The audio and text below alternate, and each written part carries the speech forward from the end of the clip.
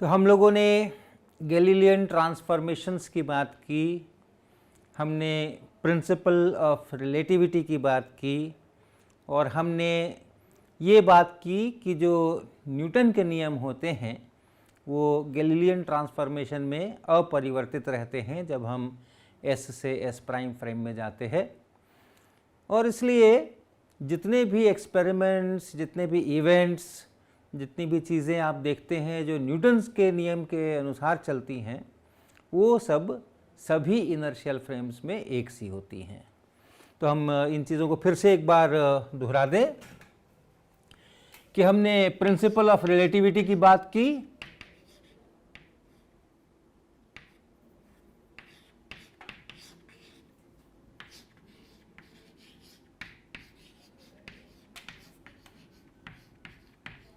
जिसको हम आपेक्षिकता का सिद्धांत भी कहते हैं हिंदी में, और उसमें है कि जो प्रकृति के नियम हैं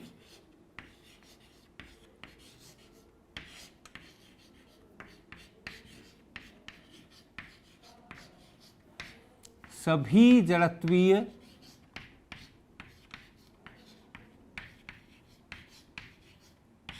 फ्रेमों में एक समान होते हैं।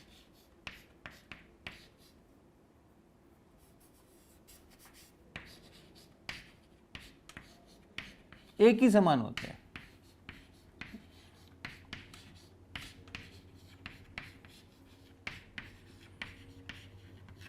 और हमने गैलीलियन ट्रांसफॉर्मेशंस की बातें की कि अगर हम S और S प्राइम में अपने पोजीशंस को, टाइम को रिलेट करें तो हमारा अनुभव बताता है कि x प्राइम बराबर x minus we T, y prime बराबर y, z प्राइम बराबर z और t प्राइम बराबर t। और इन ट्रांसफॉर्मेशंस के तहत जो न्यूटन का नियम है F बराबर ma, वो ऐसा का ऐसा दूसरे फ्रेम में भी चला जाता है। यानी वहाँ भी बल बराबर द्रव्यमान गुना त्वरण, जैसा S फ्रेम में वैसा ही S प्राइम फ्रेम में, क्योंकि ये इक्वेशन इन ट्रांसफॉर्मेशन इक्वेशंस के अंदर अपरिवर्तित रह जाता है। तो ये हम लोगों ने बात किया और इस कारण से इस नियम पर आधारित जितनी चीज़ें होंगी उसमें ये प्रिंसिपल ऑफ रिलेटिविटी लागू होगी और वही एक्सपेरिमेंट्स हम S में करें और S प्राइम में करें तो हमें वही परिणाम भी मिलने चाहिए। लेकिन प्रकृति में केवल न्यूटन के नियम से तो सारा काम नहीं चलता है। केवल बल लगाओ त्वरण हो जाएगा, वेलोसिटी बदल जाएगी, ऐसा ही तो सब कुछ नहीं है, और भी बहुत कुछ है। खास करके जब हम विद्युत आवेश की बात करते हैं तो बहुत नई तरह की चीज़ें आती हैं। तो आपको पता है अगर दो आवेश हों, बिंदु आवेश Q1 Q2, तो वो आपस में एक दूसरे पर बल लगाते हैं, फोर्स लगाते हैं, और वो फोर्स कुछ ऐसा Q1 Q2 4 pi epsilon not constant R square कुछ इस टाइप का होता है, कुछ दिशा होती है उसकी।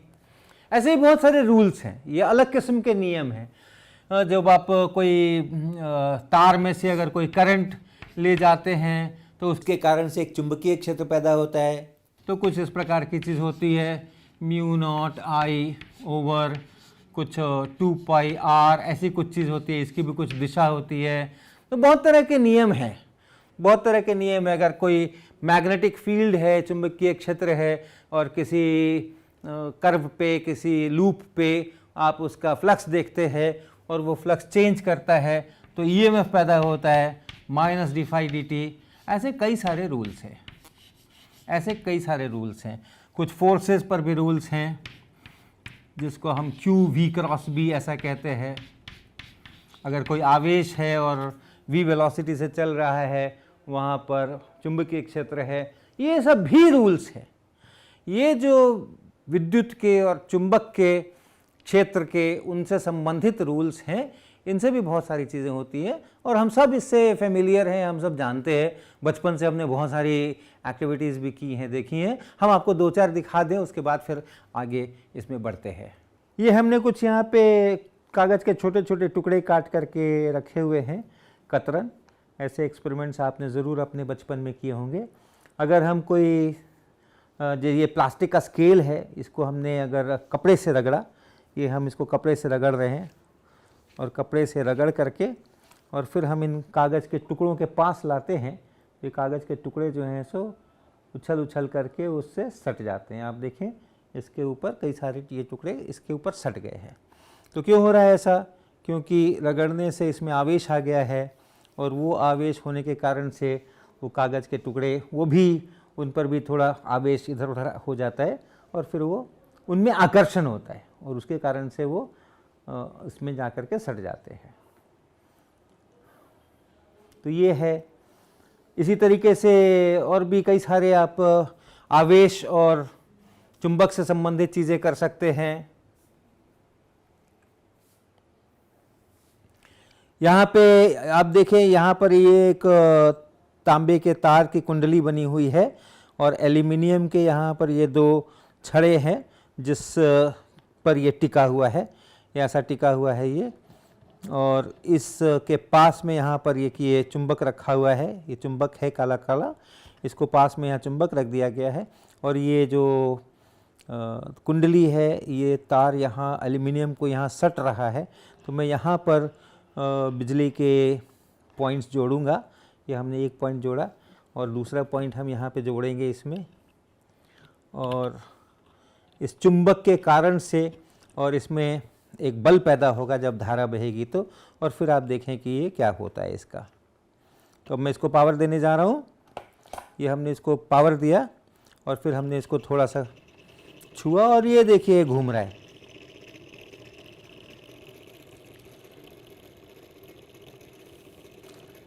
तो विद्युत धारा अगर बहे कुंडली में और चुंबकीय क्षेत्र हो पास में, तो चुंबकीय क्षेत्र के कारण उस पर बल लगता है, बल का घूर्ण होता है और वो उसको गोल गोल घुमाता है। ये मोटर है, ये मोटर का सिद्धांत है, डीसी मोटर की तरह ये काम कर रहा है। और आपको एक एक्सपेरिमेंट में दिखाऊं जिसमें कि ये पाइप पर बहुत सारे ये कॉपर के टर्न लपेट दिए गए हैं, तांबे के तार के टर्न लपेट दिए गए हैं और उसके साथ में एक यहाँ पे एलईडी लगा दी गई है। उस तार के जो 2 किनारे हैं, लपेटने के बाद जो 2 किनारे हैं, उनमें ये एलईडी लगा दी गई है और ये एक मैग्नेट है। उस मैग्नेट को हम इसके अंदर डालते हैं और हाथ से दोनों साइड को हम ऐसा बंद कर देते हैं और फिर अगर हम इसको हिलाते हैं ज़ोर से, मैग्नेट को इसके अंदर, इस कुंडली के अंदर, इस वाली कुंडली के अंदर इधर जाने देते हैं और फिर इधर लाने देते हैं ज़ोर ज़ोर से, तो आप देख सकते हैं कि बिना किसी बैटरी के विद्युत धारा उत्पन्न हो रही है और एलईडी हमारी ग्लो कर रही है। और जब हम उसको चलाना बंद कर देते हैं, भले ही मैग्नेट वहाँ पर पड़ा हो बीच में, तो एलईडी नहीं जलती है, लेकिन मैग्नेट जब चलता है तब फिर वो विद्युत धारा उत्पन्न होती है।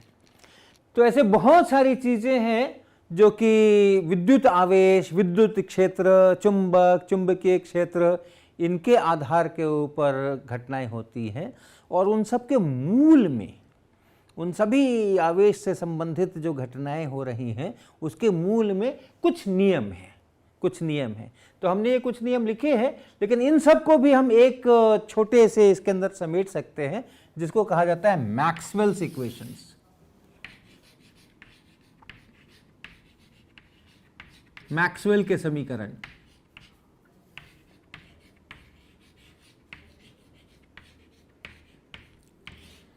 आपका जो कोर्स होगा इलेक्ट्रिसिटी मैग्नेटिज्म का, उसमें ये चीज़ें विस्तार पूर्वक होंगी। अभी हम केवल समीकरण लिख रहे हैं। कुछ ऐसा लिखते हैं, इसको डाइवर्जेंस बोलते हैं। डाइवर्जेंस ऑफ ई बराबर रो बटा एप्सिलॉन नॉट। अभी हम इनकी कुछ व्याख्या नहीं करने जा रहे हैं क्योंकि इसके लिए तो पूरा कोर्स अलग से है ही। फिर इसको कर्ल बोलते हैं। कर्ल ऑफ ई बराबर minus del B del T, फिर डाइवर्जेंस ऑफ बी बराबर 0 और फिर कर्ल ऑफ बी बराबर mu naught times J plus mu naught epsilon naught times D E D T.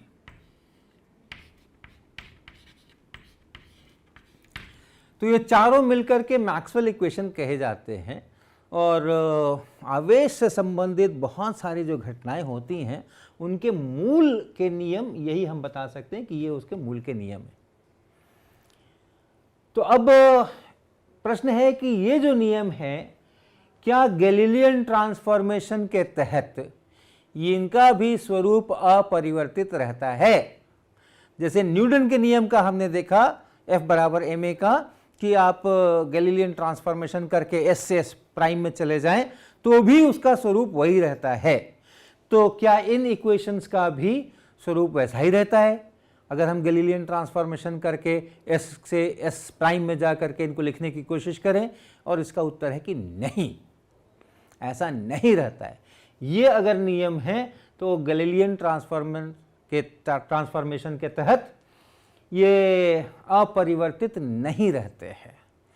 जैसे एक बहुत सुंदर सी बात है कि इन इक्वेशंस से आपस में थोड़ा अलजेब्रा, थोड़ा कैलकुलस ये वो करें तो एक नया इक्वेशन बनता है डेल स्क्वायर ई बराबर 1/c स्क्वायर और del 2b del t del 2e del t square, कुछ इस प्रकार का समीकरण बनता है। और इसी तरह डेल स्क्वायर b बराबर 1/c स्क्वायर और del 2b del t square, ऐसा इक्वेशन बनता है और इसको वेव इक्वेशन कहते हैं। और इसमें ये जो c आया है वो c वास्तव में 1/√μ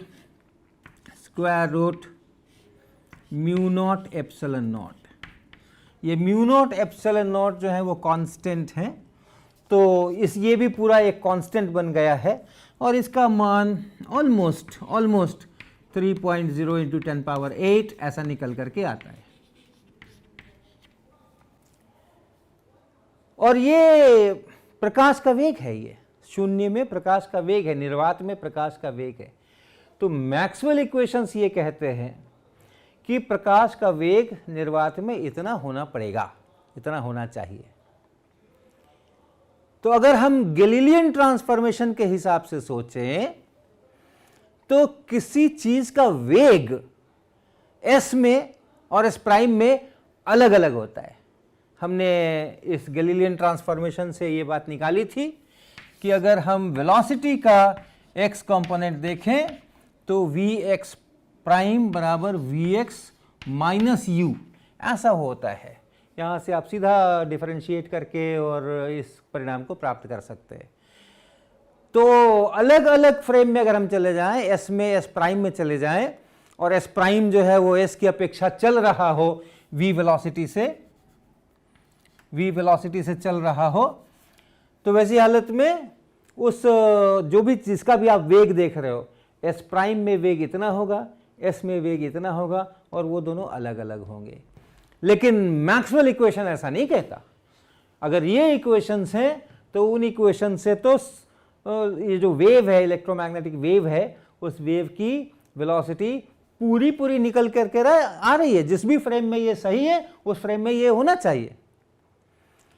तो यानी मैक्सवेल इक्वेशंस किसी एक फ्रेम के लिए सही हो सकते हैं, सभी इनर्शियल फ्रेम के लिए सही नहीं होंगे अगर गैलीलियन ट्रांसफॉर्मेशन की बात मानी जाए तो। क्या अर्थ निकला? अगर आप मोशन से संबंधित, मैकेनिक्स से संबंधित प्रयोग करते हैं, एक फ्रेम में करते हैं और एक दूसरे फ्रेम में करते हैं जो पहले की अपेक्षा चल रहा है एक समान वेलोसिटी से, तो आपको उस एक्सपेरिमेंट के द्वारा पता नहीं चलेगा कि कौन चल रहा है, कौन नहीं चल रहा है, कौन एस है, कौन एस प्राइम है। वो एक से ही नजर आएंगे। जो परिणाम यहां मिलने हैं वही परिणाम वहां भी मिलने हैं। सभी इनर्शियल फ्रेम्स एक से है।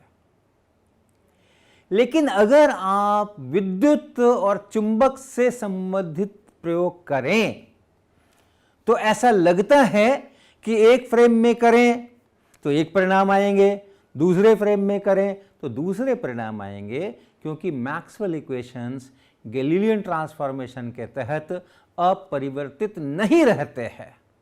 तो यानी एक कोई बड़ा स्पेशल फ्रेम है जिसमें कि ये स्पीड ऑफ लाइट इतनी होती है, जिसमें ये सब रूल सही हैं। अगर आप किसी दूसरे फ्रेम में चले जाएंगे तो ज़रूर वहाँ कुछ और गड़बड़ हो सकती है, कुछ दूसरे परिणाम निकल सकते हैं। तो अब इन दोनों में टसल है, प्रिंसिपल ऑफ रिलेटिविटी लागू नहीं होती है, या फिर गैलीलियन ट्रांसफॉर्मेशन ही गलत है। और अगर गैलीलियन ट्रांसफॉर्मेशन गलत है तो फिर न्यूटन लॉ पर भी खतरा मंडराता है, क्योंकि गैलीलियन ट्रांसफॉर्मेशन के अनुसार न्यूटन्स लॉ जो हैं वो अपरिवर्तित रहते हैं और इसलिए प्रिंसिपल ऑफ रिलेटिविटी का पालन करते हैं। तो अगर प्रिंसिपल ऑफ रिलेटिविटी का पालन होना है, अगर सभी इनर्शियल फ्रेम एक समान है, कोई भी एक्सपेरिमेंट आप करो तो जो एस में होगा वही एस प्राइम में होगा, चाहे कोई भी एक्सपेरिमेंट हो, मैकेनिक्स का हो, आवेश का हो या किसी का भी हो। अगर प्रिंसिपल ऑफ रिलेटिविटी सही है तो फिर या तो गैलीलियन ट्रांसफॉर्मेशंस गलत होंगे, और अगर गैलीलियन ट्रांसफॉर्मेशन गलत होंगे तो शायद न्यूटन के नियम भी गलत होंगे, क्योंकि उन्हीं के कारण से उनसे प्रिंसिपल ऑफ रिलेटिविटी बनी थी। तो ये सब बातें निकल करके आती हैं, और अब हमें एक्सपेरिमेंट्स में क्या दिखता है उसको सोचना पड़ेगा। तो 19वीं शताब्दी के आखिरी में ये एक बहुत हॉट टॉपिक था, क्या सभी फ्रेम्स में और प्रकाश का वेग इतना होता है? क्या गैलीलियन ट्रांसफॉर्मेशन गलत है? क्या ये जो इक्वेशन हमने डिराइव किया है ये गलत है? जबकि इस पर किसी को विश्वास नहीं था, तो सब ढूंढ रहे थे कि नहीं, अलग अलग फ्रेम में प्रकाश का वेलोसिटी अलग अलग ही होना चाहिए। और इसके लिए एक बहुत फेमस एक्सपेरिमेंट बहुत सालों तक किया गया, और वो एक्सपेरिमेंट कहलाता है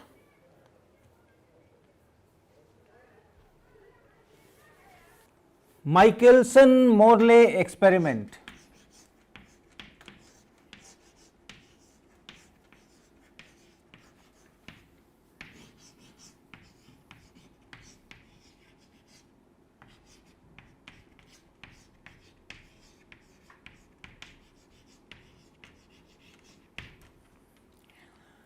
ये बड़ा प्रसिद्ध एक्सपेरिमेंट है। थोड़ी इसकी हिस्ट्री, थोड़ा इसका इतिहास में पहले कह दूं।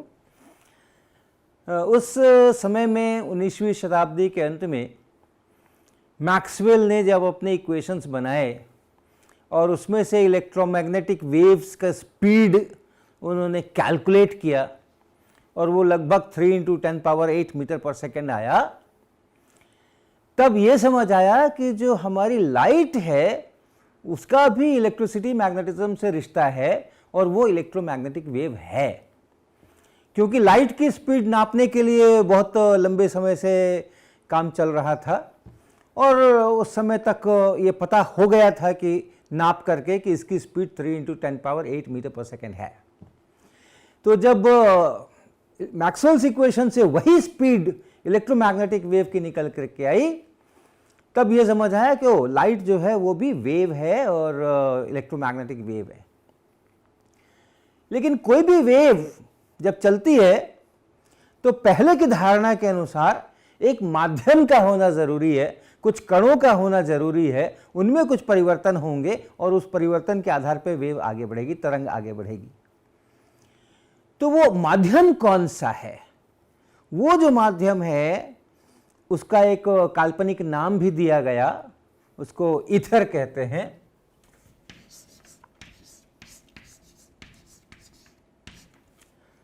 और ये समझा गया कि ये है असली इनर्शियल फ्रेम, ये है असली स्पेशल फ्रेम जिसको हम रेस्ट में कह सकते हैं, जिसमें मैक्सवेल इक्वेशन चाहिए। क्योंकि मैक्सवेल इक्वेशन के अनुसार इलेक्ट्रोमैग्नेटिक वेव की स्पीड c है, लेकिन अगर हम गैलीलियन ट्रांसफॉर्मेशन की बात करते हैं तो एक फ्रेम में सी हो सकती है, दूसरे फ्रेम में फिर सी माइनस वी ऐसा कुछ होना पड़ेगा। तो ये मानते हुए कि नहीं एक एब्सोल्यूट फ्रेम है, वही उसी को रेस्ट में कहना चाहिए, उसी में मैक्सवेल इक्वेशन सही होते हैं, उसी में लाइट की स्पीड सी होती है और बाकी सब में सी नहीं होती है, बाकी सब में मैक्सवेल्स इक्वेशंस लागू नहीं होते हैं, वो एब्सोल्यूट फ्रेम कहां है? अब प्रिंसिपल ऑफ रिलेटिविटी गई। एक अगर एब्सोल्यूट फ्रेम है, सभी इनर्शियल फ्रेम एक समान नहीं है, तो प्रिंसिपल ऑफ रिलेटिविटी गई। तो उस समय की धारणा के अनुसार ऐसा ही था, एक एब्सोल्यूट फ्रेम है जिसको ईथर फ्रेम नाम दिया गया, वो जो माध्यम है उसको ईथर नाम दिया गया, और उसकी खोज शुरू हुई कि भाई वो कहाँ है, कैसा है, कितना वेलोसिटी से चल रहा है, हम कैसे उस तक पहुंच सकते हैं। उसी के संदर्भ में ये माइकलसन ने एक्सपेरिमेंट डिजाइन किया, और ये आइडिया था कि जो धरती अपनी चलती है उस ईथर के फ्रेम में चलती है कुछ वेलोसिटी से। तो ये इसने कैसा एक्सपेरिमेंट डिजाइन किया उस वेलोसिटी को नापने के लिए? तो इसका जो उद्देश्य था वो ऐसा समझिए, इसका उद्देश्य था ईथर के फ्रेम में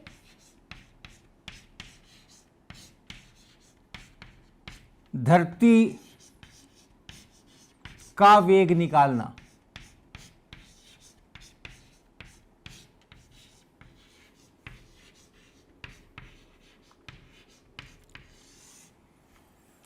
यानी ईथर के फ्रेम को खोजना, यह मुख्य रूप से इसका उद्देश्य था। तो वो एक्सपेरिमेंट उन्होंने कैसे डिजाइन किया? तो उसमें एक शीशे की प्लेट है, और उस शीशे की प्लेट में को ऐसे टेढ़ा करके रखा हुआ है, और उस पर उन्होंने एक पतली प्रकाश की बीम डाली, और इसकी जो सतह है, शीशे की जो सतह है, वहाँ से इसका एक हिस्सा परावर्तित होकर के इधर को गया। यहाँ एक मिरर है, एक प्लेन मिरर है, और उस प्लेन मिरर से टकरा करके वो वापस आई, और वापस आके फिर इस प्लेट पर पड़ी, और एक हिस्सा इसका इधर जाएगा परावर्तित होकर, और बाकी हिस्सा इधर को निकल करके आएगा। ये एक काम हुआ। लेकिन जो प्रकाश की बीम यहाँ पड़ी उसका सिर्फ एक हिस्सा ऊपर गया है, बाकी हिस्सा इस शीशे की प्लेट में से आगे भी निकला है। तो वो हिस्सा ऐसा आगे निकला, और वो भी कुछ दूर गया, वहाँ पर भी एक मिरर है, और उस मिरर से परावर्तन हुआ, उस दर्पण से परावर्तन हुआ, और परावर्तन होने के बाद वो भी किरण यहाँ से वापस आई, एक हिस्सा इधर चला गया, दूसरा हिस्सा उसका इधर परावर्तित हुआ, और इसको देखा गया, इसका अध्ययन किया गया, इसको टेलीस्कोप के द्वारा देखा गया। तो ये एक मोटा मोटा अरेंजमेंट इस प्रकार का किया गया माइकलसन के द्वारा। और जो आगे की गणना है उसमें आप ये सोचें कि अगर धरती है और धरती ईथर की अपेक्षा चल रही है, और हम धरती के फ्रेम पे हैं, तो अब दो फ्रेम हमारे पास हो गए हैं, एक धरती का फ्रेम है और एक ईथर का फ्रेम है। तो ये ईथर का जो फ्रेम है वो आप समझो कि, ध्यान रखना ये पुरानी कहानियाँ कह रहे हैं हम, आज की तारीख में ये सब कुछ नहीं है, ये उस समय की कहानियाँ चल रही हैं, 19वीं शताब्दी के आखिरी की कहानियाँ चल रही हैं। तो उस समय की मान्यताओं के अनुसार ये एक एब्सोल्यूट रेस्ट में और ईथर फ्रेम है, तो इसको आप एस फ्रेम कह सकते हैं, और उसमें अपनी अर्थ है, अपना ये लैबोरेटरी है जो कि इसकी अपेक्षा वी वेलोसिटी से चल रहा है, मान लो इस तरफ को चल रहा है, तो इस अर्थ के फ्रेम को आप एस प्राइम कह सकते हैं। और प्रकाश की जो गति है, वेग है, वो इस फ्रेम में सी है, प्रकाश का वेग इस फ्रेम में सी है। तो धरती के फ्रेम में प्रकाश का वेग क्या होगा? तो अगर हम यहाँ आए और इस बिंदु से और इस मिरर तक, ये जो, इसको आप M1 दर्पण कह सकते हैं, ये जो दूरी है, इस दूरी को चलने में प्रकाश को कितना समय लगा हम ये जानना चाहते हैं, और लौट करके यहाँ से यहाँ तक आने में कितना समय लगा हम ये जानना चाहते हैं। तो ये मान लेते हैं हम कि यही जो दिशा है वो इस धरती के ईथर में चलने की दिशा है। तो धरती की अपेक्षा अगर हम प्रकाश का वेग निकालें तो हम अपने गैलीलियन ट्रांसफॉर्मेशन का इस्तेमाल करेंगे और हम कहेंगे कि जो Vx प्राइम है, याद है आपको, Vx माइनस v, जो x minus we T, ex prime बराबर x माइनस वी टी, उसको हमने डिफरेंशिएट करके लाया था। तो प्राइम्ड फ्रेम में यानी अर्थ के फ्रेम में, धरती के फ्रेम में जो प्रकाश का वेग का x कंपोनेंट है, ये वाला कंपोनेंट है, और यहाँ पर यही कंपोनेंट है, वो जो इधर में कंपोनेंट होगा उसका, और माइनस जो धरती की वेलोसिटी है ये, अर्थात ईथर में जो लाइट चल रही है, ये जो लाइट चल रही है ईथर के फ्रेम से, इसको अगर हम देखेंगे ऐसे, जो लाइट चल रही है ईथर के फ्रेम से अगर हम देखेंगे तो Vx बराबर c है, और इसलिए c माइनस वी।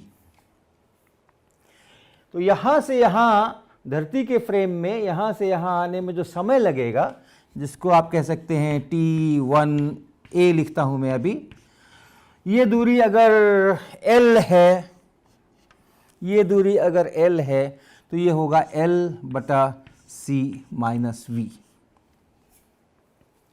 इतना समय लगेगा। अब हम धरती के फ्रेम में देख रहे हैं, यहां मेरा शीशे की प्लेट है, यहां मिरर है, l दूरी चला c माइनस वी वेलोसिटी से, तो इतना समय लगा। लौट करके परावर्तन के बाद जब इधर से इधर आएगा उस समय क्या होगा, तो फिर से आप इसका इस्तेमाल कर सकते हैं। ये है हमारा, जबकि लाइट दाहिनी तरफ जा रही है, दर्पण पे पड़ रही है, और अब हम लिख रहे हैं जबकि ये बाईं तरफ आ रही है, दर्पण से परावर्तित हो रही है। तो अब ये माइनस x दिशा में चल रही है। तो अगर हम इस समय में Vx प्राइम इसी का इस्तेमाल फिर से करें, इसी का इस्तेमाल फिर से करें, तो ये Vx प्राइम हमें चाहिए, और Vx इस समय में माइनस c हो गया है। ईथर के फ्रेम में जो प्रकाश का वेग है उसका x कंपोनेंट, तो प्रकाश अब इधर को चल रहा है, ईथर के फ्रेम में प्रकाश इधर को चल रहा है, माइनस x डायरेक्शन में चल रहा है, और इसलिए x कंपोनेंट लेंगे तो वो माइनस c आएगा, और ईथर के फ्रेम में वेलोसिटी c होती है, और minus v, minus c plus v। तो माइनस ये बताता है कि इस तरफ को चल रही है, और c प्लस v ये स्पीड हो गई। अर्थ के फ्रेम में, प्राइम्ड फ्रेम में, अर्थ के फ्रेम में, धरती के फ्रेम में जो प्रकाश का वेग है वो c प्लस वी हो गया है, और इसलिए इसको t1b कहें आप, t1b। तो l डिस्टेंस धरती के फ्रेम में आया है और c प्लस वी स्पीड से आया है, तो इतना समय इसको लगेगा। तो टोटल यहां से जाके यहां आने में कितना समय लगा, ग्लास प्लेट से मिरर M1 तक जा करके, और फिर यहां से यहां आने में कितना समय लगा, तो इन दोनों को आप जोड़ दीजिए। तो इन दोनों को अगर जोड़ देते हैं, उसको आप t1 लिखते हैं, तो t1 बराबर t1a प्लस t1b, अर्थात इन दोनों का जोड़, इसका और इसका जोड़, l को अगर आप बाहर ले लें 1/c प्लस वी और प्लस 1/c माइनस वी, इनको आपस में आप जोड़ दें तो ये 2lc यहाँ और c square minus v square यहाँ, इसको आप लिख सकते हैं 2l/c और फिर 1/1 minus v square by c square. Algebra देख लें, हमने एक c यहाँ लिखा है, यानी c स्क्वायर से ऊपर भाग लगाया है तो इतना आ गया, c स्क्वायर से नीचे भाग लगाएंगे तो इतना आ गया। तो ये समय लगा है इस मिरर को पार करके, इससे परावर्तित होकर के वापस यहाँ तक पहुँचने में, यहाँ से यहाँ तक जा करके यहाँ तक पहुँचने में इतना समय इनको लगा है। अब दूसरा कैलकुलेशन हमें करना है कि इस जगह से परावर्तन के बाद ये जब ऊपर वाले मिरर की तरफ गई तो कितना समय लगा, और वहाँ से जब वापस लौटी तो कितना समय लगा, इस रास्ते में कुल कितना समय लगा, ये हमें कैलकुलेट करना है। तो ये काम हम अगले लेक्चर में करेंगे, और उसके बाद हम बताएंगे कि माइकलसन की क्या योजना थी, ये सब क्यों किया उन्होंने, ये सब करने से उनको इस वेलोसिटी का कैसे पता चलता, और ये वेलोसिटी का पता चल जाता तो हम जान जाते कि अच्छा ईथर हमारी अपेक्षा इतनी वेलोसिटी से इस तरफ को चल रहा है, तो हम उसको पकड़ लेते, वो एब्सोल्यूट फ्रेम को हम पहचान लेते और तब हम कहते कि हाँ यही रेस्ट में है और इसकी अपेक्षा जो सब चल रहे हैं वो सब रेस्ट में नहीं है। यहाँ से हम अगला लेक्चर शुरू करेंगे।